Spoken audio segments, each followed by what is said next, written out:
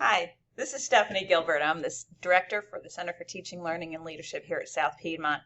I'm excited to talk to you today about Hyflex. This is something that we are engaging on in a college, but also engaging on across the world as far as a new way of helping student success and helping our students engage and learn in new and profound ways. So we're going to talk in a short 3-video series about Hyflex. The first video is going to talk about what it is, what Hyflex is, and give you just kind of walk through a checklist for right when you walk into the Hyflex classroom as an instructor.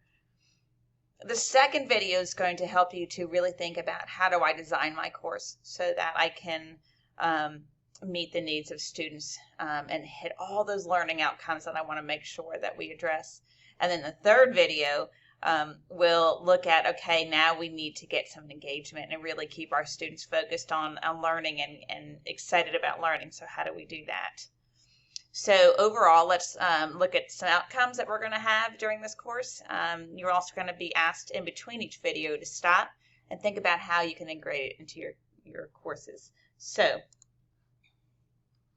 let's transform our courses into Hyflex.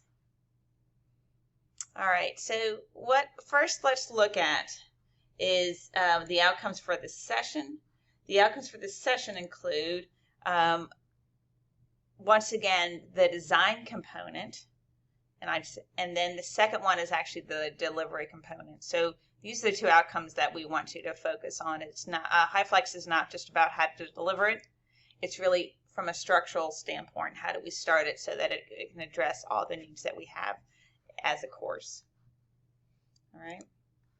So I think it's fundamentally important to start by talking a little bit about what Hyflex is. For those of you who've heard about it before and know about it, you probably have heard this 1,000 times, but really I think it's super important that we bring it back up again. So Hyflex is about learner choice, like I mentioned before. It's picking alternative participation modes that enable students to choose. I'm going to participate synchronous, asynchronous, or even in person. So the synchronous is what I'm talking about. Is usually when here at the college we use Teams, so you would actually call in and participate in that way. And asynchronous is your typical online course. But the difference here is a student can choose each and every day or topic how they want to participate. Equivalency. Now this is a way in that we can help make sure that we align all of our activities and assessments to the learning objectives so that we reach them and the student can reach those learning objectives regardless of which way that they choose to participate. Reusability, challenging and yet fun. Reusability is finding artifacts that might come out of, for example, an online discussion board and bringing them back into the classroom and using those objects that way. Or vice versa. Suppose we create a Jamboard in the classroom with your synchronous participants. How do we bring that back in and use that Jamboard now for the online folks? So using that reusability concept. And the last one is accessibility, but so important, which is how do we equip students with the technology skills and the learning skills that they need to be successful regardless of which modality that they choose.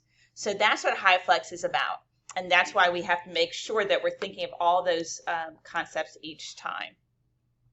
Now, what I wanted to do before we jump into a lot of detail on designing the course itself is kind of get something out of the way in the front. And one of the things as instructors that we tend to have angst about sometimes is literally that first walking into that first class and setting things up. And how do I make sure that I'm not missing anything?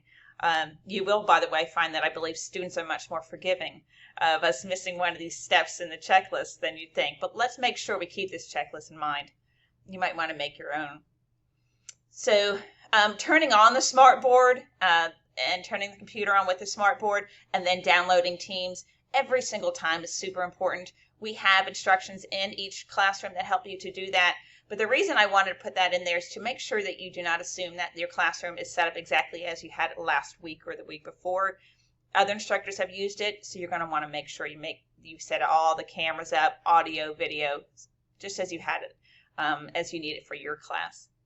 pull up any links and documents that you might need during your classes. If you need the Moodle or Canvas pulled up, or if you need a document that you might be using, an Excel spreadsheet, make sure those are all brought up in advance so that you that you can use them quickly and easily.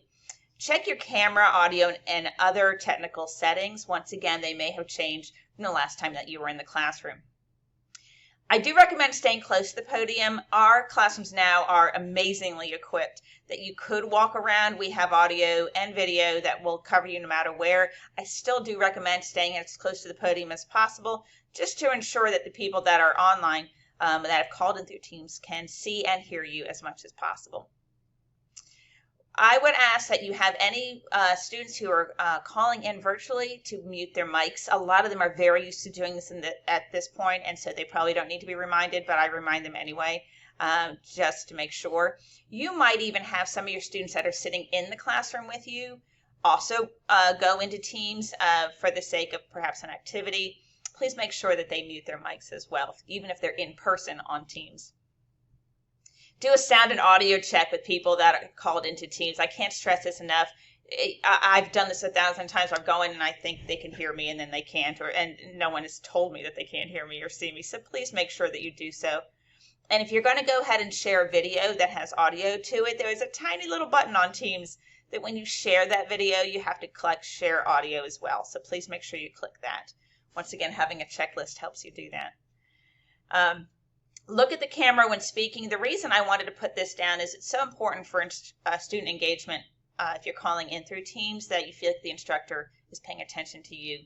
The tricky part of this is that in our classrooms, a lot of times the screens might be up on the side. So that's where you actually see your students up on the screen, but the camera might be right in front of you. And that's where you need to look so that you make sure that they recognize that you're looking at them and not the screen on the side. So just pay attention to that. You can practice a few times just to make sure. One thing I love to do is assign one student to monitor the chat. We're going to be talking more about the chat room later on, but it's so helpful to have one student who can literally check that chat so that if anyone on Teams is calling in and making a note on chat and you can't see it because it's too far away from you or because you're engaged in instruction, that person might say, hey, there's someone on chat who's got a question or whatever it is. So assign one person for that. And the last thing is to record the session. I know different instructors might have different viewpoints on this. The studies have shown that while every single person might not go back in and watch the video, it is extremely beneficial to provide it, even for the handful of students who will go back in and watch the videos because they've had to miss for one reason or the other. So please, please make sure that you do record the session so they can see it at a later time. All right. That already is the conclusion of the first video.